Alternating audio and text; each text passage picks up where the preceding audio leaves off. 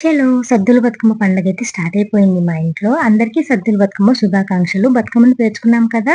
ఇంక బతుకమ్మని తీసుకొచ్చుకొని పూజ గదిలో ముందుగా అయితే పూజ చేసుకోవాలి. చిన్న బతుకమ్మని, పెద్ద బతుకమ్మని ఇక్కడ పెట్టుకొని పూజ చేసుకోవాలి. అలాగే బతుకమ్మకి గౌరమ్మని చేశాను. చిన్న జాకెట్ ముక్క తీసుకొని అందులో అక్షంతలు కలుపుకొని ఒడిబాల బియ్యమైతే కట్టుకోవాలి. అలా అందరూ చేస్తారో లేదో తెలీదు కానీ నాకైతే తెలుసనమాట. మా అక్క చెప్పింది. ఎప్పుడు ఇలానే చేస్తుంది. ఏ కలర్ క్లాత్ అయినా పర్వాలేదు జాకెట్ ముక్క. సో, అలా తీసుకున్న తర్వాత ప్రసాదాలు పెట్టుకొనైతే ఆరతిచ్చుకొని పూజ అయితే కంప్లీట్ చేసుకోవాలి. ఇలా బతుకమ్మలు తీసుకొనైతే బయటకొచ్చేసాము. బతుకమ్మలతో బయటికి బయలుదేరే ముందైతే బతుకమ్మల దగ్గర నీళ్ళు ఆరబోసుకొనైతే బతుకమ్మలు బయటికి వెళ్ళదీసుకోవాలనమాట. ఇక్కడైతే మా బజార్‌లో అందరం కలిసి బతుకమ్మ అయితే బాగా ఆడుకున్నాము.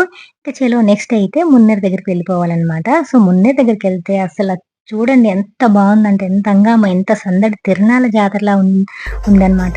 నిజంగా చెప్తాను, నేనైతే ఫస్ట్ టైమ్ అనమాట ఇక్కడ మున్నేరు దగ్గర బతుకమ్మ చూడటం. మ్యారేజ్ అయిన దగ్గర నుంచి నేనెప్పుడూ ప్రతిసారి మా అమ్మోళ్ళింటి దగ్గరే బతుకమ్మ ఆడుకున్నాను. కానీ ఈసారి ఖమ్మంలో ఆడాను. నిజంగా చాలా నచ్చింది.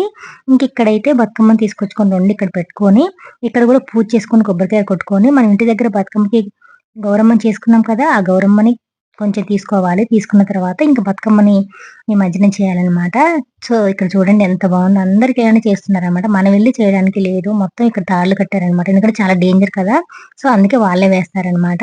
సో, బతుకమ్మనైతే తీసుకున్నాను ఇంక నేను. మా బతుకమ్మ ఎలా ఉంది, అలాగే నా హాఫ్ సారీ, నా లుక్ ఎలా ఉందో కామెంట్ చేయండి. ట్రెడిషనల్‌గా బాగున్నాను కదా! సో, ఇక్కడ చూడండి మా బతుకమ్మ ఎంత బాగా ఎళ్ళిపోయిందో. నాకు చాలా బాగా నచ్చింది నిజంగా. ఫైనల్‌గా అయితే మా బతుకమ్మని నిమజ్జనం చేసేసాము. ఇక నిమజ్జనం చేసిన తర్వాత ఆ నీళ్ళని ప్లేట్‌లోకి తీసుకున్నాము. తీసుకున్న తర్వాత గౌరమ్మని ఎలాగో మన పసుపు కొంచెం తీసుకున్నాం కాబట్టి, ఆ గౌరమ్మ పసుపు నీళ్ళలో కలుపుకొని అందరికీ పసుపు, కుంకుమ ఇవ్వాలి. పుస్తెలకి పెట్టుకోవాలి. అలాగే గంధంలాగా పూసుకోవాలనమాట. ఇది ఆనవాయితీ నాకు చిన్నప్పటి నుంచే తెలుసు. మా అక్క వాళ్ళు నాకు చెప్పారనమాట.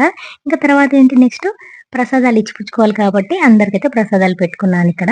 ఇది ఫ్రెండ్స్ వీడియో. మా బతుకమ్మ సీరీస్ వీడియోస్ అన్నీ బాగా నచ్చాయి కదా! నచ్చితే ఒక లైక్ చేయండి. అలాగే కొత్తగా చూస్తున్న వాళ్ళైతే సబ్స్క్రైబ్ చేసుకోవడం మాత్రం మర్చిపోకండి. Thank you.